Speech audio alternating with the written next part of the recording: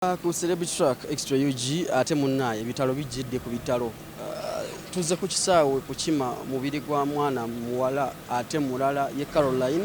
Aye tutuuseewo nti ate n'omwana mulala naye yafiira Saudi naye bazze mukima leero omubiri gw'omugenzi gwa leero bagukima leero ku Kisawe bamuyita Shanitah. Family naye eri wano. Abaana bayingira obuyingizi bagenda batambula bakomerawo mu keesi. Embeera eri wano si nnyangu okutwalira awamu. Embeera nga bwogiraba nja kufunako ku family y'omugenzi wano batubulire. Eno ye family ya Shanitah wano bagenda okuba tutangazaamu ku mbeera eriwo omwana yagenda atya kyekyatuukawo side eno. Nyabo gyebaleko. Kale sebo na Kitalo. Kitalo nnyo sebo. Waayi omuntu atulabe essaawa zino yandyebuuzizza. Mbadde ntuuse okulaba ku muntu mulala ate nentuuka ne baŋŋamba nti nammwe ate muze kukima mubiri gwa mugenzi. Shanitah yagenda ddi e Saudi Arabia? Shanitah yasimbula e Uganda okugenda e Saudi Arabia nga 27 omwezi gw'okuna n'atuukayo nga 28 omwezi gw'okuna.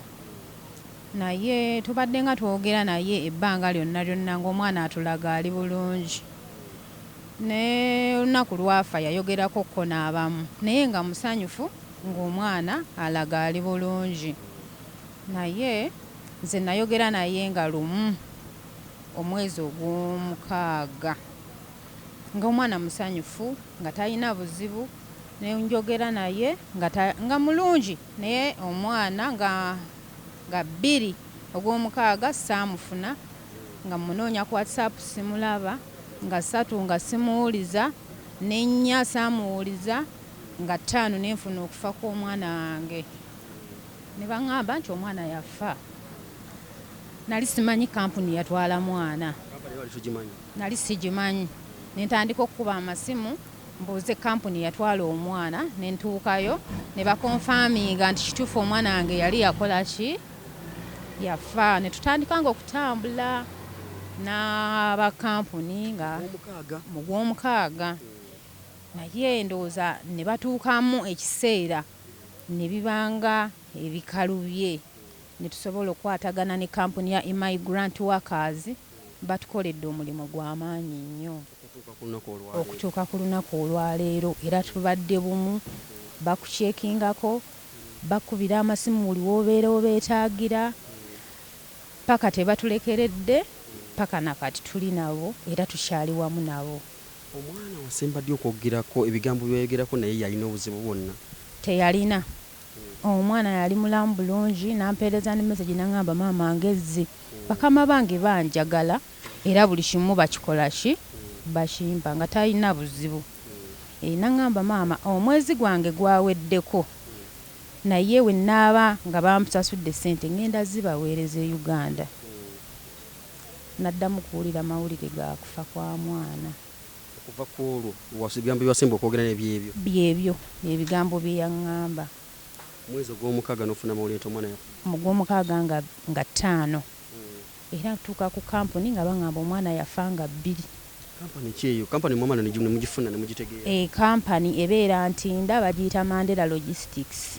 Yatwala omwana? Yatwala omwana. Singa temwamunoonya ye yali tegenda banoonya? Omwana alina omwami gwe yakwatagana nayo bbulooka. Omwami n'asayininga nga taata w'omwana. Ffe bazadde b'omwana gye tutaali n'asayininga nga taata w'omwana era omwana bw'amala okufa ye mwami gwe baakubira. Ekyamazima omwami yatwala omwana yali tamanyi bazadde ba mwana batuufu. N'abikira mikwano gy'omwana. Mikwano gy'omwana ne gitutuukako ne batubikira okufa kw'omwana. Kampani eyo nga ye yatwala omwana nga maze ogizuula ine ekyekozeewo? Okusooka baakola nnyo omwami n'agezaako okubaako ne kyakola naye byatuuka wakati kati awo ne birabika ng'ebyakola ki ebyamuzitowako. Natandika nga otugamba mugende mu ofiisi nammwe mwetuukireyo ngezaako buli kye nsobola. Naye okuva le twakwatagana n'aba Immigrant ebintu byatandika okutambula kubanga batandika okukola emirimu gyabwe ne bakuba amasimu okuva e Saudi ne batuuka mu buli ofiisi ne bakola buli ekisoboka okulaba nga tufuna bode nga bakwataganye wamu ne kampuni ya Mandela Logistics. Essaawa zino kampani bayambyeko okutuuka mu kaseera kano buli kimu entegeka z'okuba nga mu receiving omubiri gw'omugenzi ani abayambyeko? Kampani etuyambye yatwala omwana era tuli wamu nayo n'essaawa zino nayo weeri weebali waliwo secretary wa kampani waali tuli naye tuli bumu n'aba kampani. Katusabe omubiri gw'omugenzi gwe gutukwasibwa mu bulungi. Amiina. Ono omukulu anje mukama wange omugenzi omuyituuti ono wansonyi wamma mama jangu nga sinakudda wa muzee obulamu buli butyo? Obulamu bwe butyo nga kitalo nnyo ssebo. omugenzi omuyituuti Mugenzi sisita wange nayogerako naye ng'ali bweru? nayogerako naye mulundi gumu. Nagamba embeera eri etyo Ffe yatulaganga nti embeera eri fayini naye ng'ate abamu be yayogera nabo mikwano gye ng'abalaga bamunyigiriza. mikono gye yali akola nabo? Mikwano gye waliwo ali e Saudi waliwo n'abali eno kati we yagamba ng'oli ali e Saudi kati nga ali e Saudi bamita Zakia nga agamba maama we nga maama we atugamba. Mmanya buli kimu ekifaayo. Kati ate okutegeera nti oba waliwo tocha yonna yonna eyaliwo tukitegedde amaze kufa abafamire we baatugambira. Mzee amawulire gano wagafuna ddi? Nze nali ndi awo ka ssaawa ndozanga 2-3 nganda amawulire ku TV ka muto wange gundi Kisaka nankubira essimu nangamba nti omwana wa Kaaluma afudde. Nemugamba nti afudde atya nti omwana yagenda ebweru. Omwana gy'afiidde nemubuuza yagenda ddi ebweru. Nangamba omwana nange bakubidde bukubizi nti omwana yali agenze ebweru. Nemugamba nti kati maama we mukwataganye naye nti baŋŋambye maama we naye abitegedde byonna. Nemubuuza kati tutandikidde wa?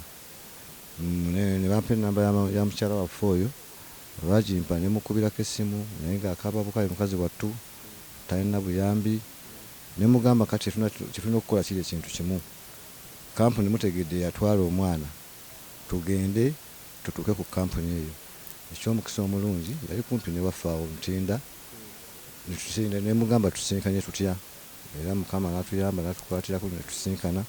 Nutandika okutambuza empapula ezo nga omwami we wenyine omwami wa Fula director wa kampuni eyo n'atuyamba nesooka empapula tuzitambuza bulungi nnyo netutambuza bulungi naye manyi waliwo ebintu ate bituuka ne bisitopingamu.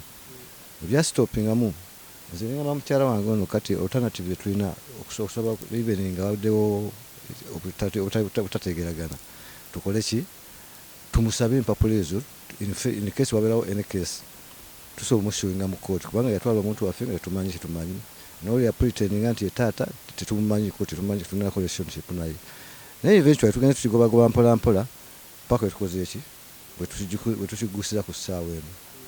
Naye ng'omwana ye okufaako kubeerawo nemuyuganda tufiiramu naye kyennoonya kiri ekintu kimu omulambo gwa muwala wange pula nkomawo oba mulamu oba mufu. Kakati essaawa eno era gwe tulinze ku kisaawa n'entebe tulabe nga tugujjayo nga tukutwala ku butaka.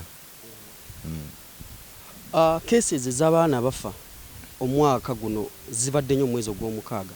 Tulina story gye nabalaze olunaku olweggulo ya mwana muwala yafiiridde Dubai mwezi gwa mukaaga.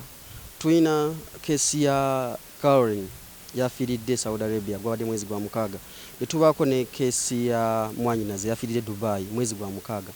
Mbeera ki eriwo era tukozeewo kiki ekigenda okukolebwa okulaga embeera eno ekyuka? Weewaawo companies we ziri okubanga zirwanirira nga twafunye company y'aba-immigrant workers eyafudde okubanga erwanirira family okutuuka wano we tuli. Company ng'ezo muzinoonyeeko waliwo omwami gwe nikozeeko interview enamba agibawadde muzinoonyeeko mwogereko nabo abaana bangi bali ku kyeyo.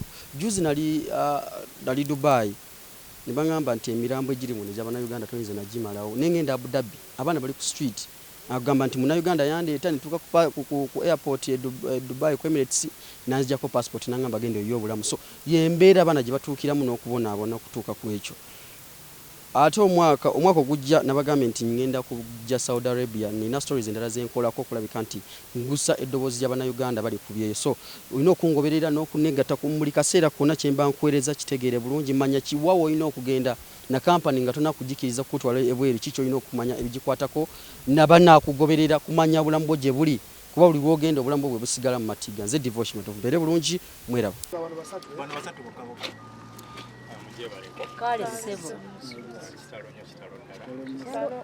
bwetuva wano tugenda ku airport police buli mulambo oguva mu Middle East otuukira ku airport police.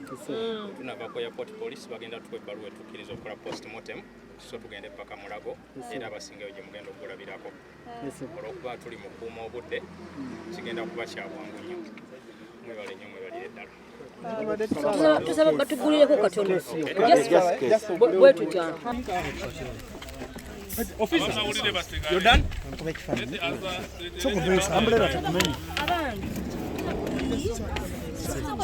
katono nnyo